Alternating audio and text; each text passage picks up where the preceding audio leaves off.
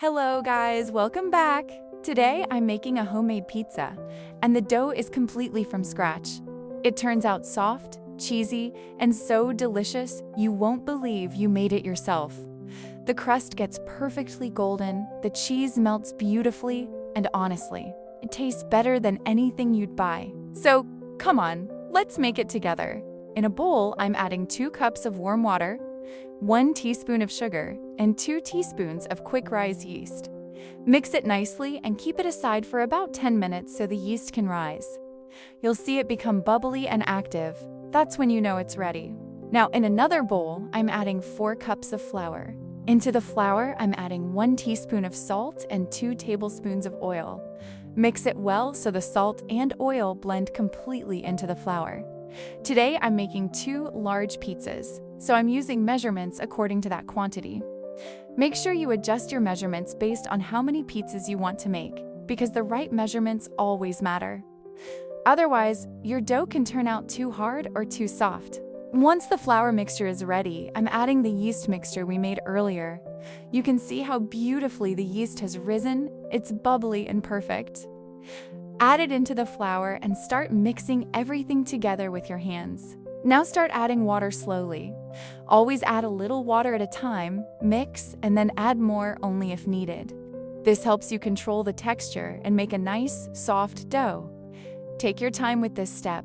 Good dough is the heart of a good pizza. Once the dough comes together, I'm going to make it even softer. I sprinkle a little flour on top, then stretch the dough and fold it over. Do this a few times. You'll see the dough becoming smoother and softer with every fold. Now that the dough looks good, I'm placing it back into the bowl and covering it. Let it rest for about 2 hours so it can rise beautifully. Look at this! The dough has doubled in size. It's so soft, so airy, and absolutely perfect. This is exactly what you want to see after a good rise. Now, I'm taking a portion of the dough, depending on how big I want my pizza to be.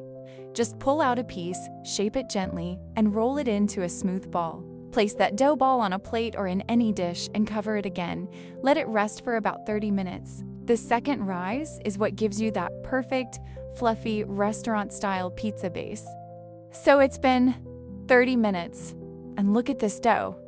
It's soft, risen, and completely ready to roll. I'm taking the dough, shaping it gently into a smooth ball, and this is what I'll use to make the perfect pizza base. Now I'm making the pizza base and I'm only using my hands. For a perfect pizza, you never use a rolling pin. This is exactly how they do it in restaurants. I know it might look a little tricky, and trust me, even I'm not perfect at it. But I'm trying. It takes a little longer because we're not professionals, but if you keep practicing, you'll get it. Look, slowly it's getting bigger. This hand-stretching style makes the base more airy and fluffy. Once it's big enough, place it on your baking tray and gently raise the edges with your fingers. That gives you that beautiful, airy crust on the outside. Now I'm spreading the pizza sauce all over the base, nice, even, and smooth. To get that real restaurant-style look, make sure you leave the edges clean. That helps the crust rise beautifully in the oven.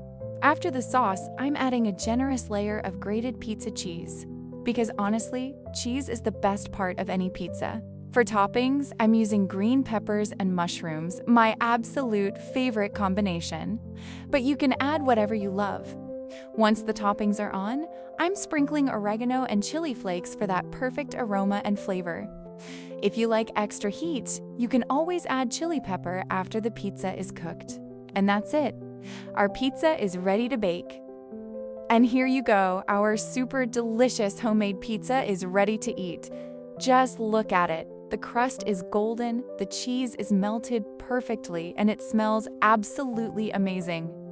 It looks so yummy, and trust me, it tastes even better than it looks. I love how soft and airy the base turned out and the toppings baked beautifully. This is the kind of pizza that makes you feel proud you made it at home. If you enjoyed this recipe, don't forget to like the video, share it with your friends, and subscribe to my channel for more easy and delicious recipes. Thank you so much for watching, and I'll see you in my next recipe video.